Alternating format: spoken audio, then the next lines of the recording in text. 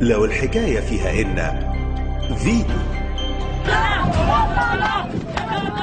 يلا يا خاينين، يلا يا رحمة يا بتاع الناصر، يلا يا بتاع الشيخ أبوظة. وقف تسجلي معايا مش هيحصل حاجة. وقف تسجلي معايا. يلا يا بتاع الشاطر، يلا يا عميلة، عايز أشيلك النقاب. أنت جاية من مصر، أنت مصرية، أنت مصرية يا خاينة. يلا يا خاينة يا كسرة، يلا يا كسرة، شيل النقاب يا أخي، النقاب كلمة شيليها.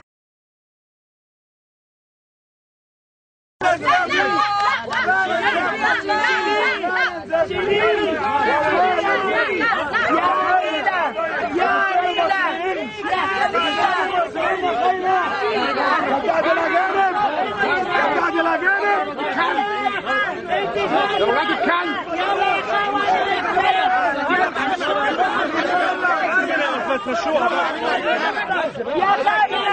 خلاص مشوها خلاص يا خاينة بلدي يلا يا عمينة ما انا علم يلا يا سعد الاجانب يا سعد الاجانب يا خاينة يلا يا خاينة يا سعد الاجانب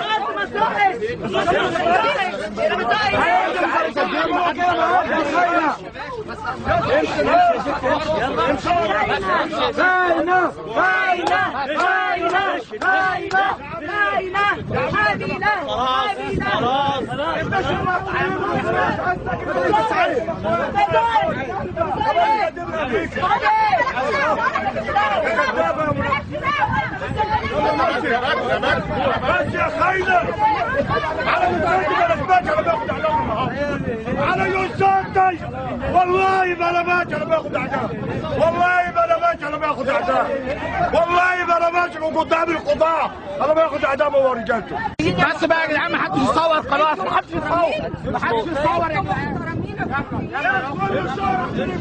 ما حدش يصور يا جدعان